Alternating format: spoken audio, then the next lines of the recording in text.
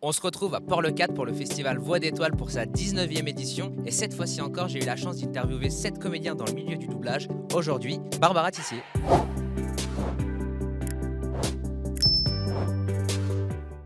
Bonjour Barbara Tissier. Bonjour, Merci d'accepter cette interview. avec plaisir. On est au festival Voix d'étoiles à Port-le-4. Merci à eux de me donner ces opportunités d'interview. On va revenir sur ta carrière de comédienne, notamment dans le doublage. Est-ce que tu pourrais, dans un premier temps, me dire comment tu as commencé dans le milieu artistique? Alors, mon premier doublage, c'était Meggy, enfant dans Les oiseaux se cachent pour mourir, avec Richard Chamberlain, qui était doublé par Richard Darbois. Comment j'en suis arrivée là? Je faisais de la danse à la salle Playel. Il y a eu une petite annonce pour un casting d'un film de Jean-Luc Godard. J'ai supplié mes parents, qui n'ont pas été difficiles à convaincre, de passer le casting. J'ai passé le casting. Je suis allée tourner ce film avec Jean-Luc Godard, suite à quoi j'ai été inscrite dans l'annuaire des comédiens. Et Jenny Gérard, qui dirigeait PM Productions à l'époque, a appelé mes parents pour savoir si j'accepterais de venir passer des essais. J'ai passé des essais pour doubler Drew Barrymore dans E.T., mais je n'ai pas pu le faire parce que je dansais un spectacle avec l'Opéra de Rome au Casino de Paris, qui était un spectacle sur Eric Satie, le compositeur. Mais Jenny Gérard m'a dit « Oh, moi j'aimerais bien t'avoir » et elle m'a rappelé pour Meggy dans ce premier doublage des Oiseaux se cachent pour mourir. Et ensuite, ça a fait boule de neige et il n'y avait pas beaucoup d'enfants à l'époque qui faisaient des voix d'enfants, donc il semblait que j'avais peut-être un petit peu de talent et donc ça a marché pour moi et ça a fait boule de neige. J'ai eu très envie, parce que tout ça commençait tellement magiquement, de faire ce métier. Et mes parents m'ont dit, écoute, si tu veux faire ce métier, pas de souci, mais il faut continuer à bien travailler à l'école. Et ils m'ont aidé à avoir une formation très plurielle. J'étais en classe à horaire aménagé, donc j'ai fait de la musique, de la danse, du chant et du théâtre pour pouvoir être formée à ce métier. Voilà. Ok, ça marche. En doublage, les comédiens ils disent très souvent que tout se joue dans le regard.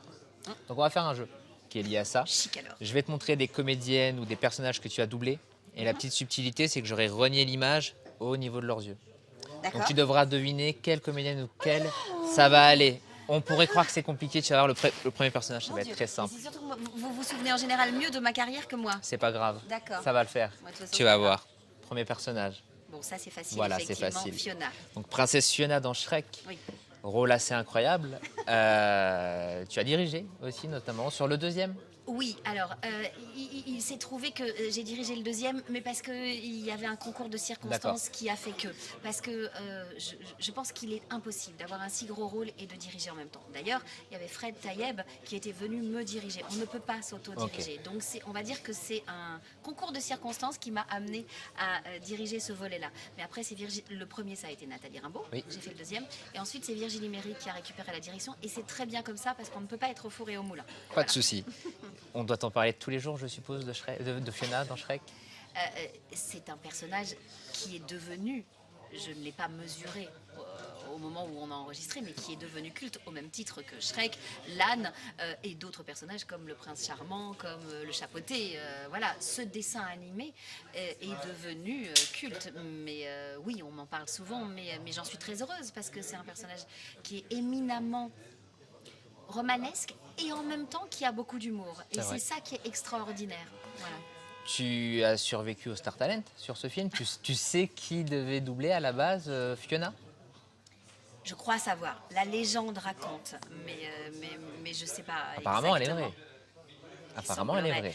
Oui, alors tu sais, moi, tant qu'on n'est pas vraiment dans Tant les qu'on discussions... D'accord. Voilà, donc oui, et je pouvais comprendre, parce que je trouvais que c'était une très belle idée Oui, bien sûr. marketing, de réunir les nuls, à savoir Alain Chabat, Dominique Farrugia et Chantal Lobby. Et j'aurais trouvé que c'était une super idée. Donc voilà, effectivement. Après, les raisons pour lesquelles ça ne s'est pas fait, je ne les connais pas, et ça, c'est ce que la légende raconte. Bien sûr. En revanche, ce qui est vrai, parce que ça, j'y étais, donc je peux le dire, c'est que nous avons enregistré les voix en sachant, en toute connaissance de cause, que peut-être il y aurait des Star Talent derrière. Et nous avions accepté cette donnée-là. Donc, j'ai pris plaisir à enregistrer en me disant « Oh, si c'est moi, c'est super.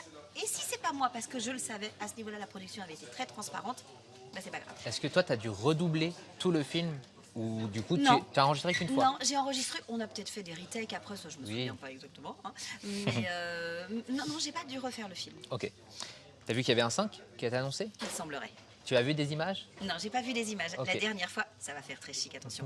La dernière fois, c'est Alain Chabat qui m'en a parlé en me disant Ah. j'espère qu'on se retrouve bientôt, puisqu'il a eu la gentillesse de m'appeler pour faire des toutes petites choses sur Astérix. Et donc il m'a dit j'espère qu'on se retrouve. Je dis bah écoute, j'espère.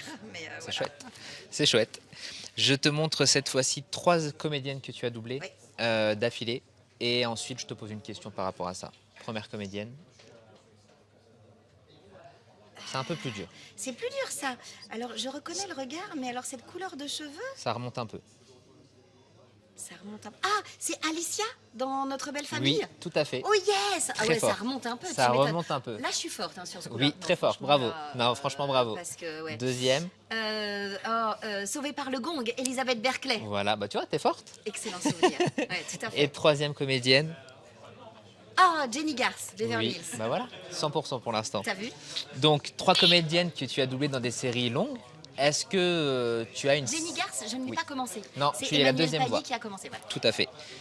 Tu as doublé dans plusieurs séries longues, donc que ce soit celle-ci ou d'autres. Est-ce qu'il y en a une qui te reste plus que les autres en tête, que ce soit par la qualité de la série ou par l'ambiance sur le plateau? Ah, ce sont deux choses différentes. Oui. Alors, il faut que je dise parmi ces comédiennes-là, Non, en dehors d'une série, tu peux. parce que moi, une série que j'ai adoré doubler, mais parce qu'elle était folle, c'est Phénomène Raven. Ok. La comédienne est tellement clownesque, tellement outrancière, tellement sans peur du ridicule et toujours avec sincérité que je me suis éclatée à doubler ça parce que c'est des personnages hors du commun. On n'est pas dans le quotidien là.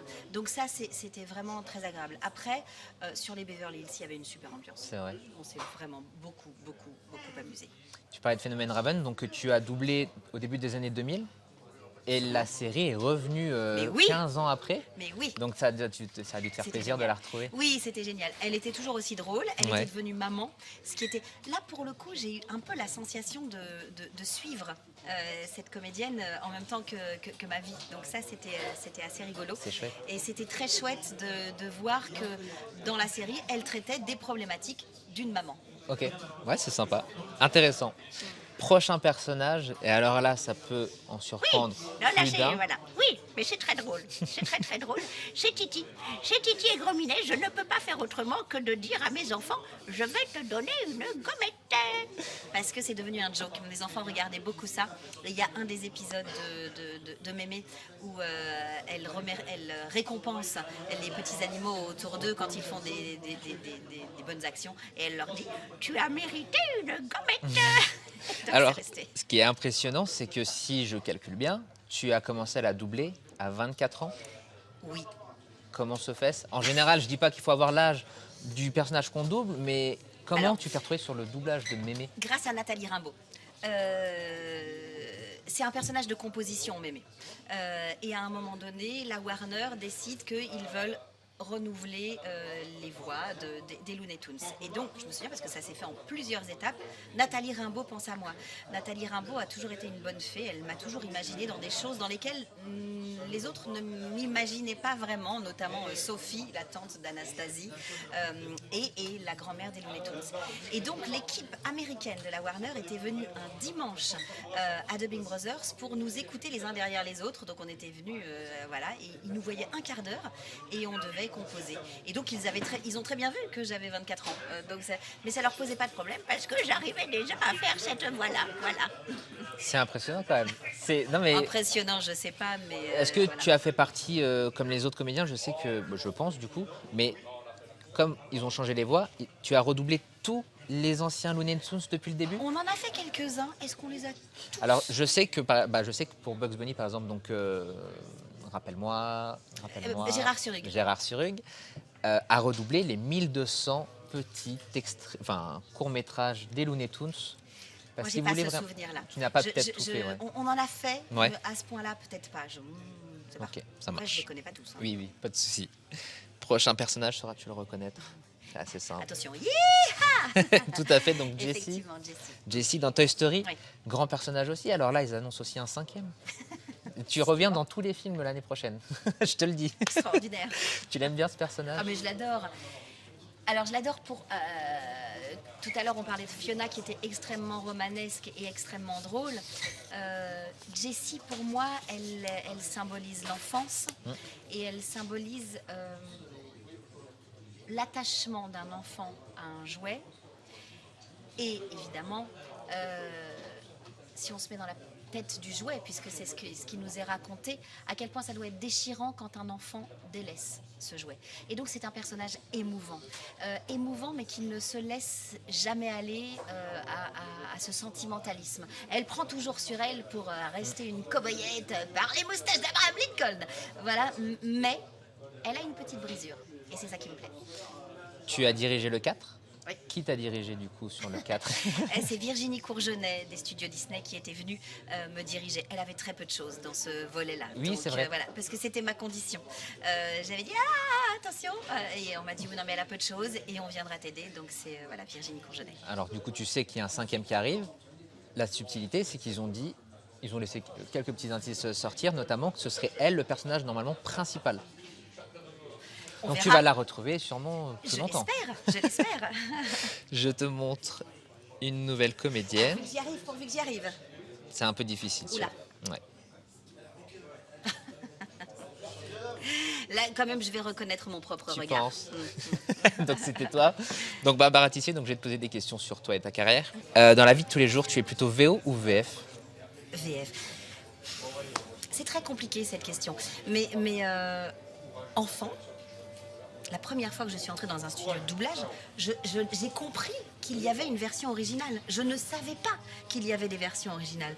Parce que quand j'allais au cinéma avec mes parents, et mes parents m'ont emmenée au cinéma, on allait voir les films en version française. La version originale est devenue importante plus tard. Moi, je suis née dans les années 72, dans les années 80, on voyait que des VF. Oui, bien sûr.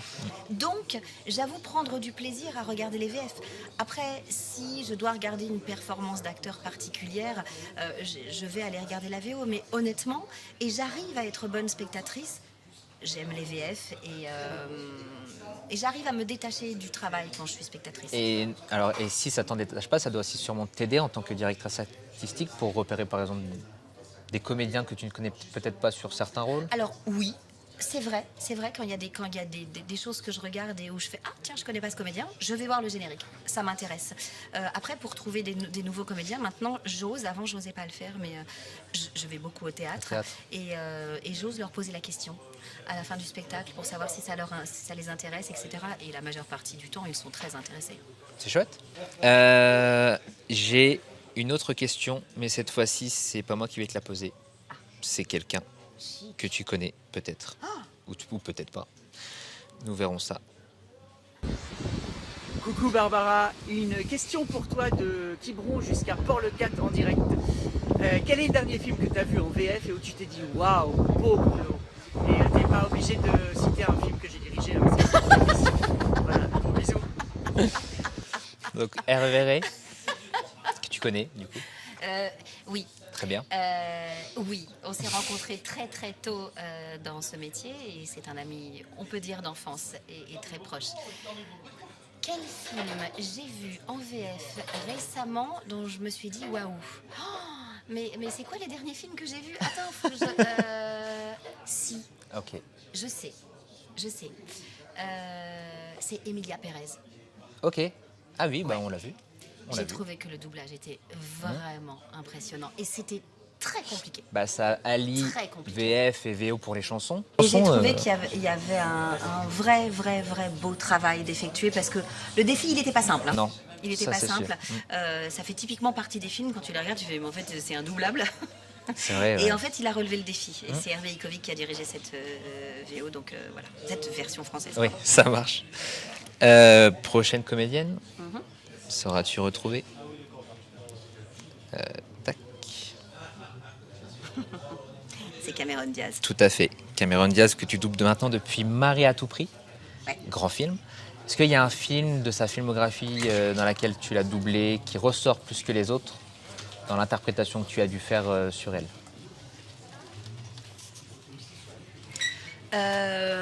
Marie à tout prix, au niveau comédie, on était pas mal. Hein. Oui. J'ai bien aimé la faire dans des films un peu plus dramatiques, dans Inner Shoes, Oui. notamment. Je trouvais que c'était intéressant ce qu'elle faisait. Mais j'ai le souvenir de... Oh là là, comment il s'appelle ce film? Very Bad Teacher, c'est celui-là. Bad Teacher. Bad Teacher. Ouais, Ah, il incroyable. Incroyable. C'était Bah là, bien. c'est vraiment un vrai clown et c'est Voilà. très drôle. Et c'est ça que j'aime, parce qu'on voit... Il y a aussi Night and Day, c'était très très drôle à faire. Avec Tom Cruise. Cruise. Voilà, parce que c'est toujours étonnant de voir le contraste entre cette magnifique femme et le ridicule dans lequel elle est capable d'aller sans en avoir peur. Voilà. Et là, on rejoint Phénomène Raven, sauf que Phénomène Raven n'est pas le canon de beauté qu'est Cameron Diaz aux yeux de ce qu'on peut, parce que la beauté pour moi c'est très subjectif, mais enfin bon, voilà, on se comprend. Elle avait pris sa retraite. Et Tu oui, l'as redoublée cette année quand même. Oui. Donc elle reviendra peut-être. j'ai écouté, je l'espère. On espère.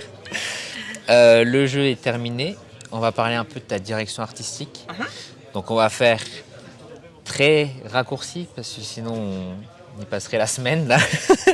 J'ai tellement de questions donc je vais aussi trier pour aller à l'essentiel. J'avais déjà. Est-ce que tu t'auto-diriges? Donc non, tu m'as dit que non. Non, vraiment, j'essaye d'éviter. C'est vraiment à chaque fois des concours de circonstances qui ont poussé à faire ça, mais non. Pour plusieurs raisons. D'abord parce que, comme je le disais tout à l'heure, je pense qu'on ne peut pas être au four et au moulin et que le directeur artistique est celui qui a l'œil extérieur et que si on est comédien, on ne peut pas le faire. Et puis le fait que ça priverait un comédien potentiel d'un boulot. Donc voilà, encore Je une comprends. fois... Ça marche. Ta première direction artistique, tu t'en souviens? Oui, je m'en souviens, oui. C'était quoi? C'était Le Petit Grille-Pain Courageux, ça s'appelait. Ok. Et que tu as dirigé en quelle année? Tu t'en souviens ou pas? Je venais d'être maman, donc je devais avoir 25 ans. 98, c'est possible? Ouais, c'est ça. Oui, c'est ça. Comment tu sais ça? Bon, je me suis renseigné. C'est exactement ça, puisque ma fille est de 97. Bon, bah, Donc, voilà. tu vois, je venais d'être maman, c'est ça. C'est Nathalie Rimbaud qui avait parlé de moi à Disney, qui m'a donné ce téléfilm qui était pour la VOD, je crois. Enfin, à l'époque, on disait pas VOD, mais voilà. Et j'ai dit, oh bah tiens, pourquoi pas? Et ça s'est fait comme ça. C'est impressionnant. En plus, oui, donc assez jeune, du coup, oui, diriger oui, ton oui, premier oui. film. Tu as sûrement dirigé des aînés à toi. Ah, je vous Comment confirme, ça ouais. se passe? C'est une appréhension au début? Bien sûr. Un stress? Bien sûr, un énorme stress, une énorme appréhension d'être à la hauteur, de savoir m'adresser aux gens à la fois avec respect parce que je ne m'étais entourée que de gens que j'estimais énormément évidemment, de relever ce défi, de les respecter et en même temps de les conduire là où je pensais que c'était important de les conduire avec gentillesse. Donc bien sûr que c'est stressant de se dire vais-je y arriver et vais-je avoir une légitimité à leurs yeux, Bien sûr. puisque ce sont des gens que j'estimais tous. Alors c'était évidemment un défi très important. J'imagine. Tu as dirigé beaucoup de films d'animation. On sait que dans le film d'animation, on peut y arriver qu'il y ait du star talent dedans. Ouais. Est-ce que tu as toujours dirigé les star talent ou c'est arrivé que tu n'en diriges pas pour X ou Y raison? Non, je vais au bout des choses en Tu les général. as tous dirigés. Parce que la liste est quand même assez impressionnante. Et je te donne juste un exemple de comparaison. 98, tu diriges Le Petit Grille-Pain Courageux. D'accord. Et l'année d'après, tu diriges Tarzan. Oui. Donc, tu passes quand même d'un téléfilm d'animation à un grand film Disney. Ils ont été très audacieux chez Disney. Non, mais ça a payé parce que moi, je sais que c'est un de mes Disney préférés. Je sais que celui de ma c'est femme drôle. aussi. Alors là, j'ai appris après que Ouais. j'avais été un peu pistée. J'ai donc dirigé Le Petit Grille-Pain Courageux. Ensuite, j'ai dirigé une série qui s'appelait Les Dawson's Ouais. Creek, qui était géniale. Et puis j'ai fait une série pour Disney qui s'appelait La Cour de Récré. Et là, c'est vrai que je voyais beaucoup les clients de chez Disney venir assister aux séances. Je me disais, c'est normal, c'est leur produit. Mais j'ai appris après que c'est parce qu'ils avaient dans l'idée de peut-être me confier quelque chose de plus important et qu'ils voulaient voir comment je travaillais au quotidien. Et c'est là que d'un seul coup, on me confie Tarzan. Ah ouais. Alors moi je me dis waouh terrible pour moi. Perrette Pradier qui était la maîtresse en la matière et qui dirigeait tous les gros Disney, je me suis dit oh! Donc j'ai appelé Perrette, je lui ai dit mais qu'est-ce que je dois faire machin, etc. Elle m'a dit mais vas-y fonce Perrette. Et donc d'un seul coup, c'est plus les mêmes enjeux. Hein. C'est-à-dire que là, waouh, c'était compliqué. Et puis, c'était très audacieux. À l'époque, c'était Daisy Nichols et Boilem Lamène qui étaient déjà là, qui avaient décidé de me confier ça. Et je pense qu'ils étaient à la fois confiants, puisque voilà, et à la fois ils se disaient, est-ce qu'on prend pas un gros risque? Mais je vais rappeler, dans le film là, on a quand même du coup Muriel Robin, Et Valérie Le Mercier, et j'ai envie de dire aussi Gérard Rinaldi, ancien Charlot. Alors tu connaissais peut-être Alors, déjà? je connaissais Gérard. D'accord. Je connaissais Gérard, pour moi, c'était pas le même enjeu. On avait déjà D'accord, ok. travaillé ensemble, on se connaissait. Je crois qu'il m'estimait, je l'estimais énormément. Donc, le lien, il était déjà fait. Avec Valérie Le Mercier et Muriel Robin, c'était complètement neuf. Et j'ai découvert que c'était une autre façon de travailler, une façon passionnante de travailler, mais une autre façon de travailler, puisque la version originale, aux yeux des Star Talent, c'est comme si elle n'existait pas. Il crée un nouveau personnage. Mais ça rend la chose très intéressante aussi, parce qu'à nous de les nourrir réellement de qu'est-ce qu'est le personnage. L'image, tout ça, eux, ils ne voient pas, ils créent. Ouais. Et donc on en revient à l'essence même du scénario, de la personnalité du personnage et du sens de la scène. Tu as déjà dans diverses interviews parlé de Charles Aznavour, tu as parlé d'Alain Chabat. Hormis cela, même si les anecdotes étaient très passionnantes, aurais-tu un autre Star Talent avec qui tu as passé un excellent moment ou avec qui tu as une anecdote quelconque qui te viendra en tête? Charles Aznavour. C'est vrai, tu veux en Charles- reparler? Non, mais non, je vais pas en reparler. Mais ça reste quand même des grands moments. Après, il y a des comédiens comme José Garcia Ouais. sur Madagascar, où voir des comédiens à l'œuvre avec autant d'investissement, autant de désir de bien faire, autant de conscience professionnelle, c'est des moments partagés qui sont très très très très forts. Dans un autre genre, travailler avec Isabelle Adjani est passionnant. Alors, Sur c'est pas Réponse? sur Réponse et sur Wish aussi. Ok. C'est pas du tout le même rapport. Avec José Garcia, ça va être un rapport qui va être extrêmement simple. Avec Isabelle Adjani, attention, hein, elle est très très très à l'écoute et elle se laisse complètement diriger. Mais c'est autre chose et c'est ça qui est passionnant dans la direction d'acteur, c'est de savoir s'adapter aux personnes qu'on a en fonction de nous. Et j'ai aimé travailler avec elle. À qui on peut. J'ai aimé travailler avec Gérard Lanvin sur Les Indestructibles, Oui. parce que c'est pareil. On va pas en parler parce qu'il est resté dans l'ombre, mais c'est un bosseur et quelqu'un qui sait qu'il doit faire toujours mieux et qui est capable de refaire 70 fois la même scène, c'est très très très respectable. Ça. Pour le coup, Vraiment. il reprenait le rôle dans C'était le 2. extrêmement compliqué Ouais. parce que vraiment on passait de Marc Alphonse qui était décédé à lui, c'était très délicat. Donc ils vont pas tous me revenir en tête, donc j'ai Non, pas. mais c'est déjà bien. bon, Tu as bien voilà. répondu. Dernière question sur Star Talent, je voulais parler de la trilogie du Hobbit, déjà parce qu'il Oui. me tient à cœur, parce que je trouve le doublage très très bon, C'est et gentil. dans cette trilogie, on peut notamment entendre Jean Pia. Donc Oui. par déduction, tu as Alors dirigé là, Jean tu Pia. vois, j'ai des anecdotes Eh ben, extraordinaires. voilà, très bien. Mais non, mais Jean Pia, évidemment, quand il arrive sur un plateau, pour moi, c'est énorme parce que c'est un comédien avec une carrière au théâtre extraordinaire. Il a fait partie de la Comédie Française, etc., etc. Donc voilà. Et puis, c'est ce qu'on sait de ce qu'il a apporté à ce personnage de Gandalf. Bien sûr. Sur les heures de déjeuner, on s'arrêtait et j'aurais pu passer des heures entières à l'écouter me parler de lui faisant des tournées pendant la guerre avec la Comédie Française. Parce que le théâtre a continué d'exister pendant la guerre et il racontait qu'il prenait les trains et que la résistance bloquait un train et que donc il finissait en bus, etc. Ah là là. Et il me racontait des anecdotes, mais j'aurais préféré finalement l'écouter me parler de ça pendant des heures. C'était génial et comme sur la fin, ben, je pense que... j'ai une anecdote très rigolote. J'étais allée le voir au théâtre Ouais. parce qu'il jouait à ce moment-là une pièce avec Marthe Villalonga et j'avais beaucoup apprécié le voir au théâtre. Et tout de suite après, on enregistre le dernier volet du Hobbit. Et il ne jouait plus. Et moi, je lui dis, bah, Jean, c'est très fatigant de jouer au théâtre, donc vous devez être content. Et il m'avait répondu, non. Je suis comme un petit garçon privé de dessert. Voilà. Jean Pia, sa vie, c'était le théâtre. Il aimait ça. Et Ça se ressentait. voilà. Oui, Oui, vraiment. Et franchement, pour ce Prestance, genre de... Mais bien sûr. oh là là. Et puis pour ce genre de film, il faut impérativement des gens avec cette formation classique et cette diction impeccable. Donc j'ai passé de très très bons moments. C'est des moments très privilégiés parce qu'on est l'ingénieur du son, Jean-Pierre et moi seuls, tous les trois en plateau. Et voilà, c'est à part. C'est des moments hors du temps. Je comprends.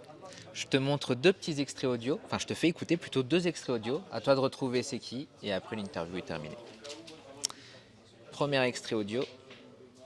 Est-ce que tu retrouveras? Il n'a pas fait une fugue, il a été enlevé par une chauve-souris. Alors ça c'est moi, effectivement. Oui, c'est toi. Ah oui, à chaque fois, c'est ah oui, toi. d'accord. Oui, oui. Il a été enlevé par une... Si, c'est Olivia. Oui, tout à fait. Olivia dans Basile, détective Tout privé. à fait. Donc, tu étais assez jeune. Mais tu vois, pour l'instant, je crois que tu es à 100%. Hein. Pourvu que j'aille jusqu'au bout. Donc, Olivia dans Basile, détective privé. Ouais. 14 ans. Oui. D'après mes calculs, encore une fois. Ça doit être à peu près ça. Ouais. Donc, avec un casting, encore une fois. Ah, Donc, mais- on citait donc Roger Carrel, Non, il faut Philippe que je te Dumas. montre. Alors si tu me parles de Roger Carrel, il faut je que je te veux montre. voir. Je Non, veux il faut voir. que je te montre parce que je l'ai retrouvé. Roger Carrel fait génial. partie des gens qui m'ont accueilli dans ce métier de façon extraordinaire et donc Basile, détective privé, ça fait partie des films que j'ai enregistrés à ses côtés.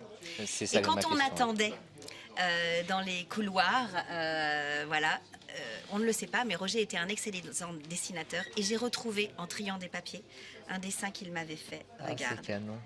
Regarde, pour Barbara, gros bisous, Roger Carrel. Sur un vieux bout de papier, tu vois, donc je l'ai Ah, c'est scanné super, parce que c'est voilà. super. Et c'est très émouvant parce que ça fait partie des gens qui m'ont donné envie de faire ce métier. Ça ne donnerait rien si je vous le montrais, donc voilà. Mais Est-ce que tu pourras me l'envoyer Mais et bien je sûr. pourrai la mettre en Bien sûr. post-production? bien sûr, parce Super. que voilà. C'est très touchant. Mais tu l'as retrouvé comment? Enfin, On triait des Ouais, papiers, d'accord. voilà, tu ranges des placards et d'un seul coup tu fais ah là là. Ce sont évidemment, il y avait Philippe Dumas Oui. aussi sur ce film et Gérard Rinaldi, tu l'as dit tout à l'heure. Voilà, et Perrette Pradier. Et Perrette Pradier.